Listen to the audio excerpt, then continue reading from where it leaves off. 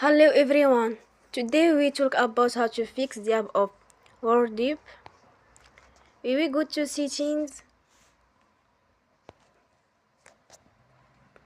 Then we click on apps. After that we will search the app WordUp and we click. We will on for stop. After that we go to storage. Then we click on clear cache.